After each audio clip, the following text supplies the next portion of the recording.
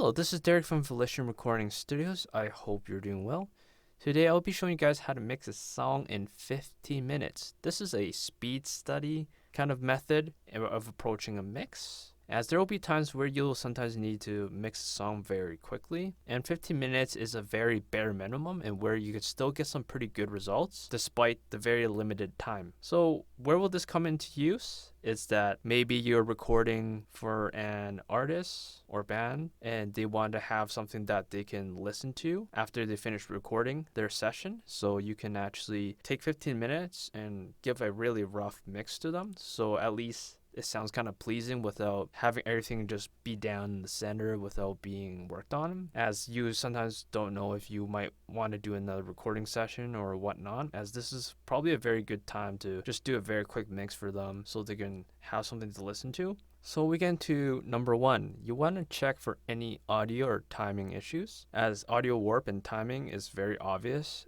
and those things should be addressed right away. They really stick out, and those are simply things you can't really hide. And then we get into the second point, which is static mixing and panning. I did go over static mixing in more detail with a specific song on my last video series. So if you want a more detailed, in-depth look for this process, just go over to that video series and watch that. So static mixing and panning, a very quick summary is that you're just adjusting any volumes, changing the direction of the audio, and then we get into the third part, which is filtering. So if you have enough time, I will recommend that you just spend the time to filter out any unnecessary tracks. So what I mean by that is that when you're filtering, you want to be very mindful of what you filter, because too much can also be bad. So a very good way to approach this is anything that is not bass or is a kick drum, a rhythm bass, is that you want to make sure you don't filter those out, because that's what creates the lows and kind of builds the foundation of a song. So doing too much of that could be very dangerous. So I will recommend that you low pass, high pass filter anything that is not a bass or a drum kick. So that can be any guitars, violins, vocals, and you can start as low as 60 as a starting point for those instruments. Don't need that space, and you want to make sure that when you filter out, you're essentially giving more space to those tracks that are not filtered. So for example, when I said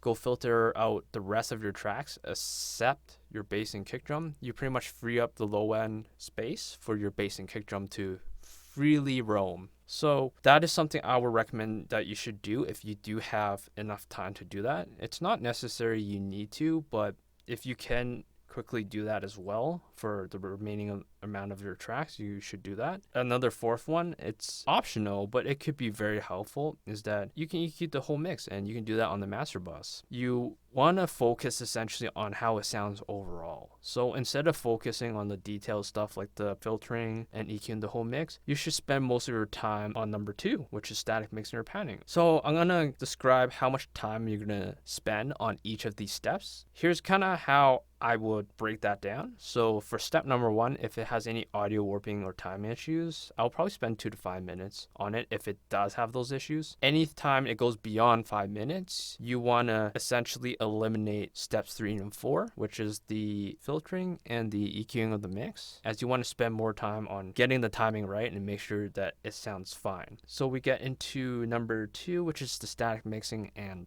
panning. So you want to spend majority of time here, whatever it may be. If you need to spend more time on number 1, you spend the remaining time on this step, because this is the most important one. I'll spend about a good at least half the amount of time on this in this process, because will be very obvious. It will create an immediate result. So I'll spend about maybe 5 to 8 minutes even on this session. And then we get into the filtering, like I said, or high pass filter. It's totally optional if you have enough time to do this process, and depending how many tracks you have as well. So I will probably spend about 2 to 3 minutes or 4 minutes as needed. If you do have that time, do spend it, but I won't go over that amount. And then we get into EQing the whole mix. So we're gonna go and see what we can do in 15 minutes, and we will be right back to see how far I got. All right, so this is post editing after I noticed I forgot to mention the most important part. That's even more important than what I just mentioned about the 4 steps on what you should do when you're mixing 15 minutes, is that please organize your tracks. It's very brutal to find and kind of hunt and peck and see what you're trying to mix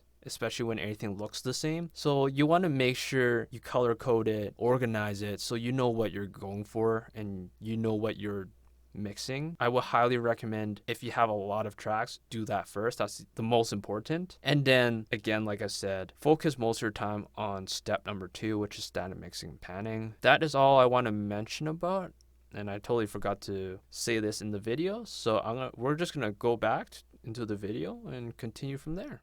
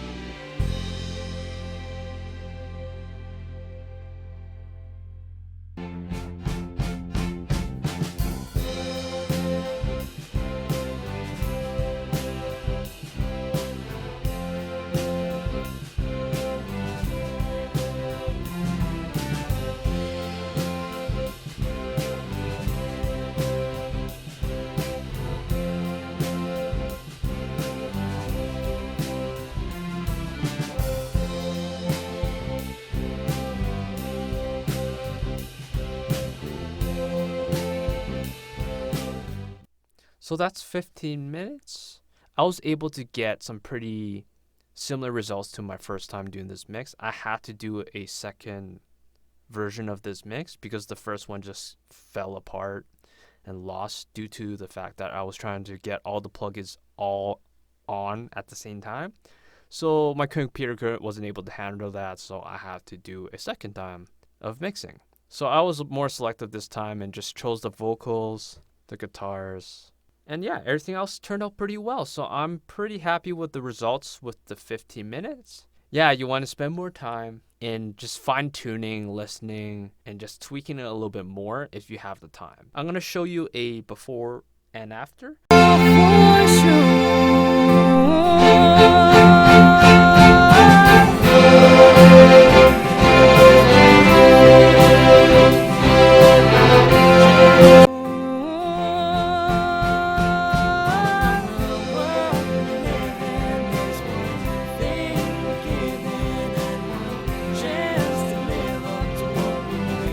Alright, so some quite noticeable difference compared to just having everything down 0. As the natural track itself was so loud, the volumes were kind of all over the place, and definitely there is still some things you can do to kind of control it even more so, which I will go over in the second part of this video series, which will be speed mixing in 30 minutes. I hope you enjoyed what you saw today, and if you like what you saw, consider subscribing to this channel for more audio and music related content. I'll see you guys in the next one.